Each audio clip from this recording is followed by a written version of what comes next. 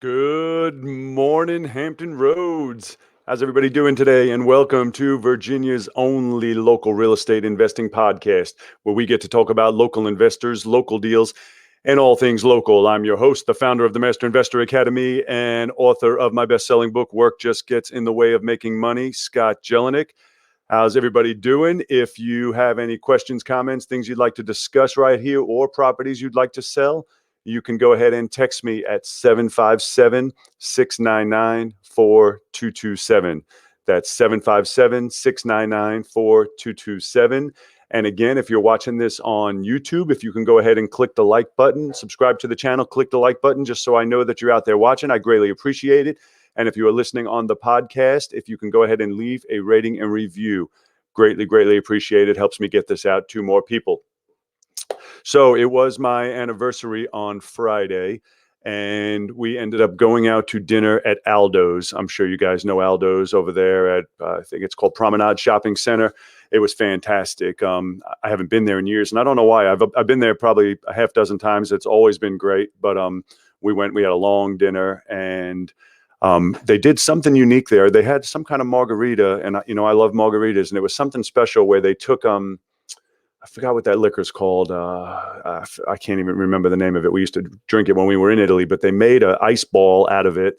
And so it was almost like two drinks. So then the margarita was around it, and the ice ball was made out of this other liqueur. And it was really good. About $18 a drink, though, so you're not drinking too many of them. But it was really good. Had a really good dinner there. If you guys haven't been there, that's a great place to go out to dinner if you're looking for a place to go. So it is Monday today.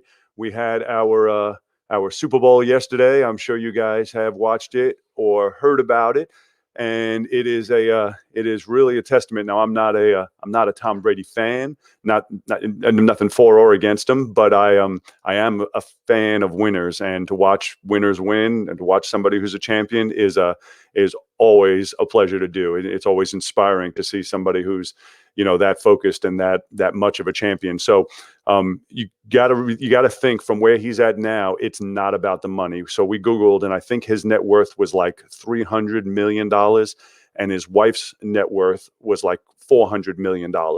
So a combined total of like $700 million. So clearly what he's doing is not about, I need to go make some more money, or I'm building my wealth. It's not about money. He's he's a unique guy, but it was great, but that's not what I wanted to talk to you about today. What I wanted to talk to you about today was something that I was reading this morning, and then I was thinking about how it's relevant to real estate investors. That's actually relevant in all business, but this is something interesting that I was reading that I wanted to share with you, and it was about Tom Brady's first Super Bowl. So Tom Brady's first Super Bowl, I'm going to read you the advertisers that were on the commercials, Super Bowl commercials, for his very first Super Bowl. So this is a while back now, but it's very interesting, and they have something in common. Now, mind you, this is not all of the advertisers, but these are the ones that had this very, very common trait on, which is why I wanted to read it to you, and then I wanted to discuss it.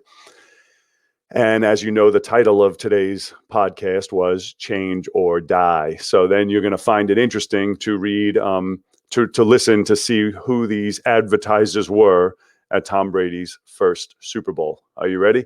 So the very first one was AOL. You guys remember AOL, America Online? AOL was huge. They were the internet provider. They started it. And it was insane. You couldn't go online with that AOL. Everywhere you went, they had these compact discs. You used to have to put CDs, I guess. Yeah, you used to have to put a disc in to be able to get to download the AOL browser or whatever it was, so you can get onto the internet. And then I don't know if you guys even remember back then, but I think it came with like 200 minutes or whatever it was, and you had to pay per minute that you were online. Could you imagine with the amount of content that's online now, or the amount of time we spend online, if you were paying per minute, right? So they were the first. They were leaders in the industry. You've got mail. Remember that? That was AOL. And so they were an advertiser in Tom Brady's first Super Bowl. Where are they today, right? They could have had it all. The next one, this is a great one, Blockbuster. You guys all remember Blockbuster. Blockbuster is a great, great story too, because Blockbuster, I don't know if you read about this or know about it, Blockbuster had a chance to buy Netflix. and turned it down. And it was for little tiny money. I don't remember what the numbers were. I remember reading about it, but they were offered the opportunity to buy Netflix and turned it down. And subsequently, Blockbuster is gone. You know where Blockbuster is. Radio Shack. So Radio Shack was an advertiser for the Super Bowl, at Tom Brady's first ever Super Bowl. Radio Shack clearly is not, a relevant business anymore. I'm not sure if they're even around, period, anymore, but they certainly aren't what they once were. Circuit City. We all know what happened to Circuit City. They're no longer around. CompUSA. CompUSA was huge for us buying computers. I used to love going to CompUSA. It was a great place to walk around. You got to check out everything. Gone. They were Super Bowl advertiser. Sears. Sears was another Super Bowl advertiser. We know where they are. Hotjobs.com. And that's interesting because Hot Jobs, that industry has thrived, but yet they're not around anymore. Yahoo. So Yahoo was the biggest. Yahoo was huge. And Yahoo's still around, obviously, but they are not what they once were. Yahoo is they are not even a fraction of what they once were. And Gateway Computers. Do you guys remember Gateway Computers? That's how big they were, that they were a Super Bowl advertiser, and they're just not around anymore. And it's more common than the opposite. So where I was going with that, why I thought it was relevant, I wanted to talk about it for you, is it's something that you constantly have to think about. You become successful, or you're doing a business and you're doing well with it, whatever it may be, you always have to constantly be looking outside of yourself and see, as things are changing or things are evolving, as to what we're going to do different. And this has been really interesting just recently, right now, because with we're in 2021 now, and with the whole year we just spent on Corona, we know we're going through changing times right now. And so this is why I labeled this Change or Die. We don't know yet what the changes are going to be, but we do know there are going to be changes. So one of them is, I personally believe we're going to be, this may or may not happen, but I believe we're going to be back to a lot of pre-foreclosures, a lot of door knocking, a lot of subject to, and we don't talk too much about subject to on here. I used to do a ton of subject to, 60, 70 of them a year, and hold them. And now I do very, very few, but I have a feeling that within the next 6 months to a year, that's going to be very prevalent again. And so, seller financing. So these are things I want you to start thinking about, is that we can't just lock ourselves into a box. That's just one way that we do business. That the only way I know how to do it is to make a cash offer, buy it, and then renovate it or resell it or wholesale it, whatever. And all those things are great. And you're not going to leave those things aside. But as the market changes and as the world changes, we're also going to have to evolve to, what other strategies are we going to do? Back in 2009, 2010, 2011, I was buying properties right off of the MLS and wholesaling them, sometimes making $20,000, $30,000 assignment fees. We can't do that at all anymore. Everybody's on the MLS now. But back then, everybody got wiped out from the bus. The new people weren't on yet. So I was able to just pop them off the MLS and wholesale them. That was me changing back then, I wouldn't do that beforehand, and I wouldn't do it now. But back then I had a window of a couple of years where I was crushing it.